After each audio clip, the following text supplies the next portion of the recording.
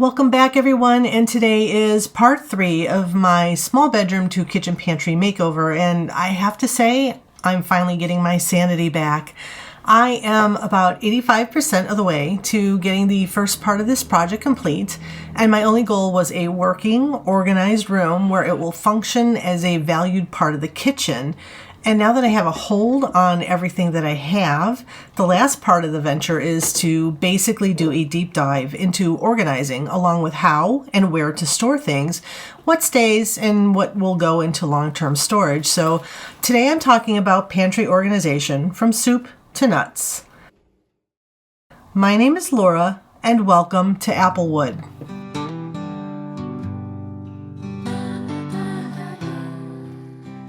I am once again beginning with the wireframe shelf that sits behind the door, and I remove things that I know I won't be using for a good number of months.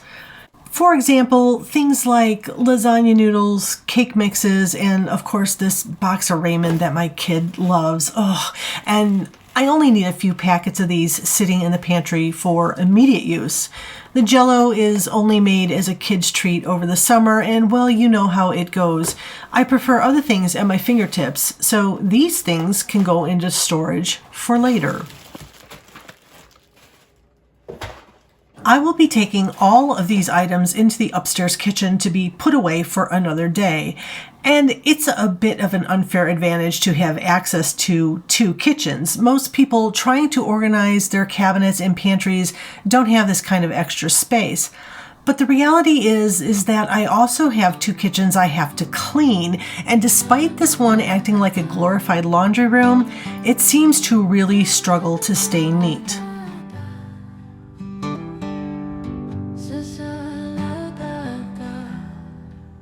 I have my countertop oven, which was originally purchased by my father-in-law, and I really quite like this for a host of reasons, and I have returned it to the kitchen, and it's always sat right here.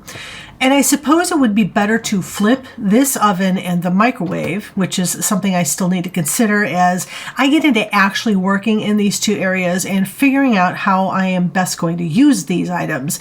The microwave is, of course, convenient in the kitchen, but it's far easier to use on the countertop in the finished pantry. So this is going to be a tough call.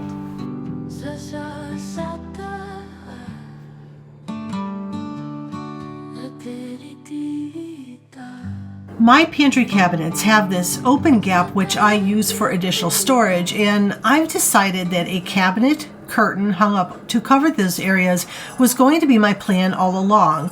It's so very old school and fits the era of the house. So I bought a thrifted tablecloth for $5, and I have access to a sewing machine that I don't know how to use. I am having an argument with the sewing machine and I am losing. So I simply bought this iron-on hem adhesive, and while it's not the easiest thing to apply, it made for a very quick way to create the rod and pocket that hangs the cloth. And this is a winner. It looks very tidy. It was a cheap solution, and access to the stored items underneath is very easy.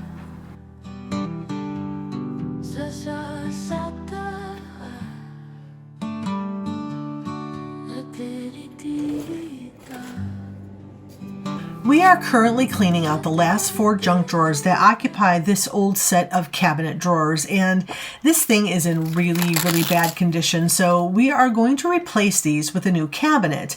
And while I really wanted to stay away from having numerous sets of drawers that will descend into junk drawer chaos, I realized that I actually need one very deep drawer for storing the bane of everybody's existence, and yes, that is plastic containers.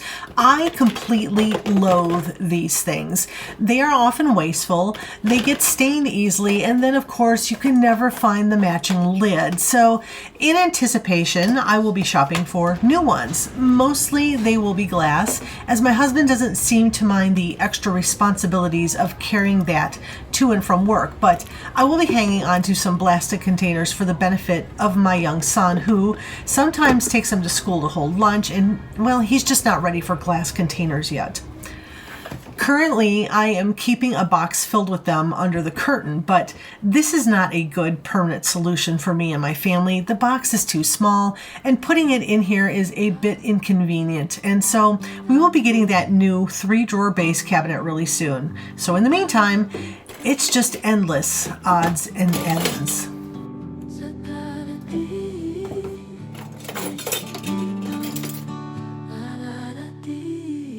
And of course, there are the more decorative storage items that I've been working to get done, and this is continuing to paint the lids from saved store-bought food jars.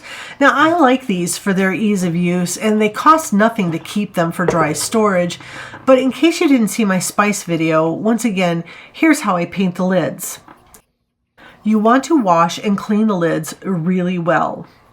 You then cover only the top with a binding primer. Then you pick your design and use a quality craft paint. And then you clear coat. I like to use Mod Podge so you can hand wash them later. And that's it. You wind up with a happy little collection of unique jars that hold anything from soup to nuts. And maybe it's a bit time consuming, but it's a bit of that extra special touch, and these often make great gifts too.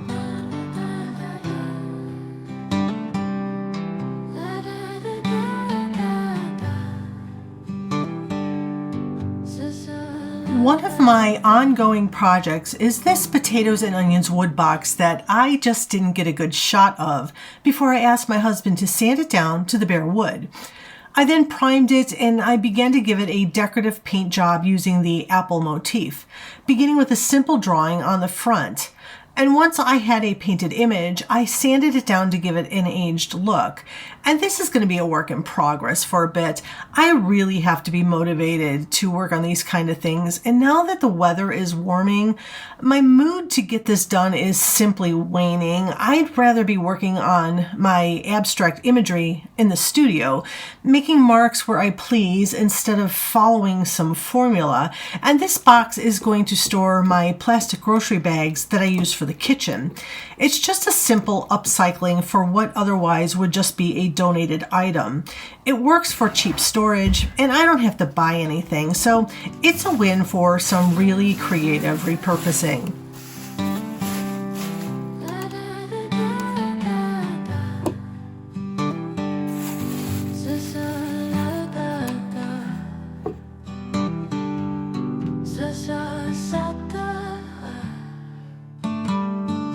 And I found this blueberries cardboard box at Aldi, I think. I couldn't bear to just toss it. When you find a really good cardboard box, you really kind of get attached to it for some weird reason. So I put a quick coat of paint on it, and then I stuck some of these fruit stickers I bought off of Amazon. Kind of a down and dirty way to just make something look a little nicer than it is. Nothing really special. I'm using this as a treat storage box for my little guy. It's convenient for him, and I can store all of his goodies in one spot and still keep the pantry vibe going. All in all, this took just a few minutes to throw together. I figure in a few years we will be using something else, so no point spending a ton of money on it.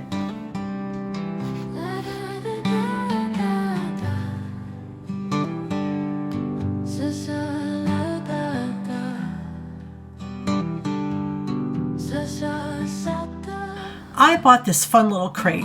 Shelf, well, I don't really know what it is, but I really do love it, and I picked it up from Hobby Lobby. And this is great for storing my fermenting lids and glass weights.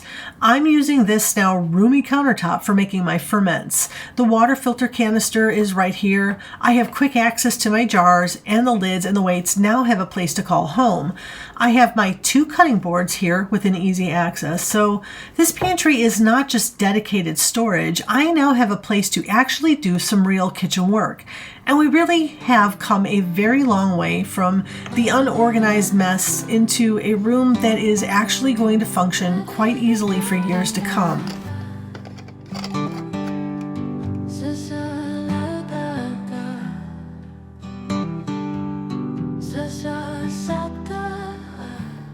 So this is my pantry remodel, and it's great to have this really unique space.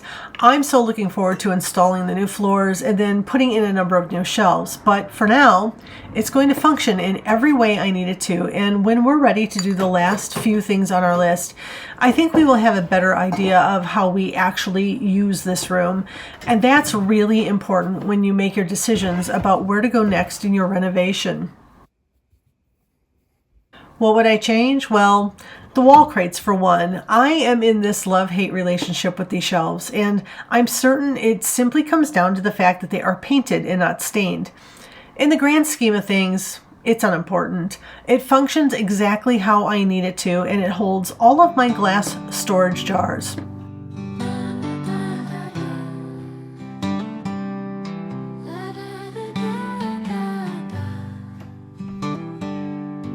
Eventually, we will be putting legs on this particular countertop and a shelf underneath it, just above the baseboard heater. This will be ideal for storing my kombucha and sauerkraut as they ferment in an environment both warm and dark. This is probably the next big change to make in this room.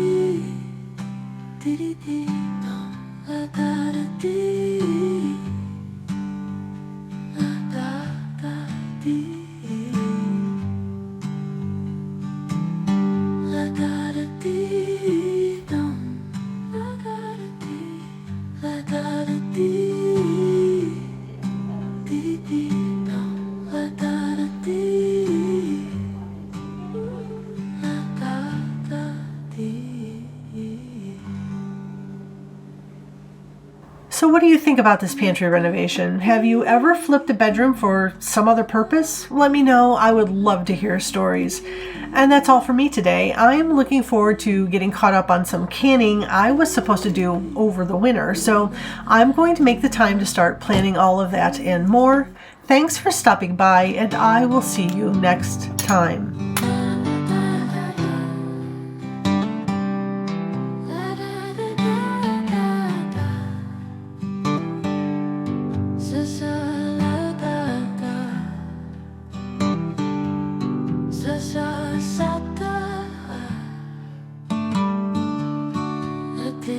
Decorative.